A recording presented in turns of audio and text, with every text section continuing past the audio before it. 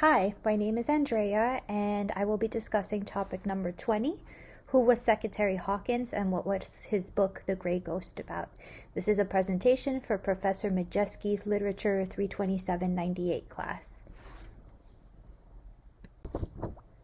Who exactly is Seckatary Hawkins? So, Seckatary Hawkins refers to a series of 11 children's mystery novels that were published between 1921 to 1932. And these novels taught their readers about adventure, loyalty, and courage. Oftentimes, the novels depicted ethical dilemmas that the boys resolved with their intuitiveness and inherent goodness. The author of the novels is Robert F. Shulkers from Covington, Kentucky. And Gregory Seckatary Hawkins is one of the main characters of these novels. Seck is the note-taker of the club.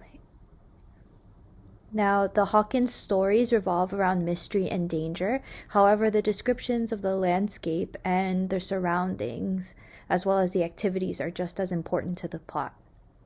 And Robert F. Shulkers took on the pseudonym of Seckatary Hawkins because it was modeled after his childhood and his experiences growing up in Covington, Kentucky, along the Licking River.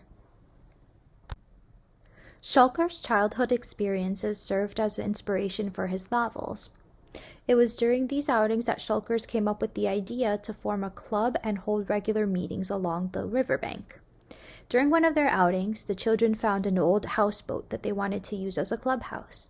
The father of one of the boys fixed up the old boathouse so that they could use it as their clubhouse and meeting place.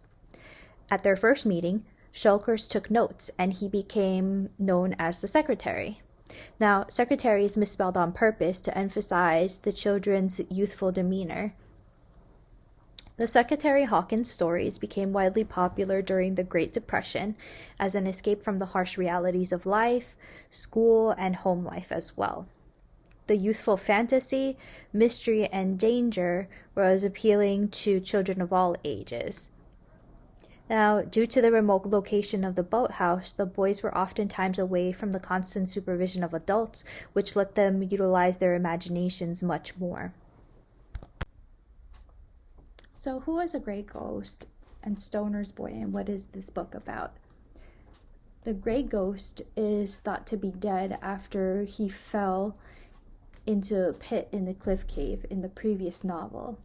Now that Stoner's Boy is back, there's tensions between him, his old gang, and a new rival gang, specifically Simon Bleecker and his sidekicks McGinty and Big Ike. There are new alliances that are formed even within the old gang, creating even more tension between all of the boys. Now, the boys also argue about harboring a runaway, as Judge threatens to dismantle the group and destroy the clubhouse. There's also a cryptic note that's found by the boys, which Seckatary helps to decipher, as he's known as the most intelligent of the group. The boys invite Androfsky and Jude V, who are part of Stoner's Boy's gang, for a fair and square fight to settle their differences. Now, Stoner's Boy shows up as well, and this peace is disrupted when a gnu or a large animal escapes from the nearby Watertown Zoo. Androfsky kills the gnu, and the boys are able to settle their differences.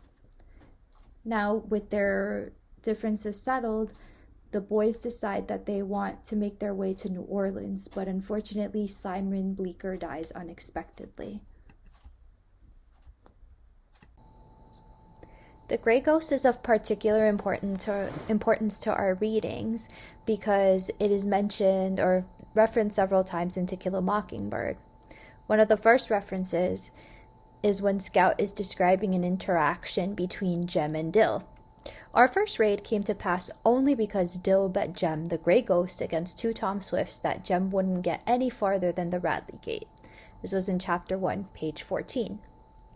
Now, the Grey Ghost and some of the characters from Grey Ghost are mentioned as well throughout the book, including towards the end of the novel.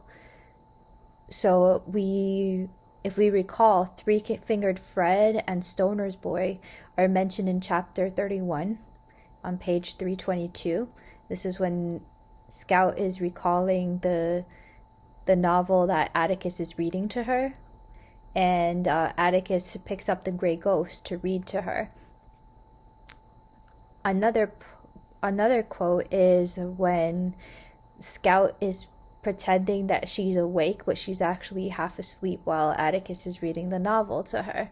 So she says, "Yeah, and they all thought it was Stoner's boy messing up their clubhouse and throwing ink all over it." This was in chapter 31, page 322. Now, one of the last examples is when Scout tells Atticus that Stoner's boy is actually very nice, to which Atticus responds, "Most people are, Scout, when you finally see them." And this quote can be found in chapter 31, page 323. The Grey Ghost and Seckatary Hawkins novels were some of Harper Lee's favorite reading growing up as a child. It is thought that Harper Lee borrowed The Grey Ghost from her brother, Edwin, and Harper Lee even went as far as writing a letter to Robert F. Shulkers. I included a picture of the letter here, and so it reads, "To Robert F. Shulkers, who gave me so many happy hours with Seckatary Hawkins and Stoner's boy. Yours fair and square, Harper Lee."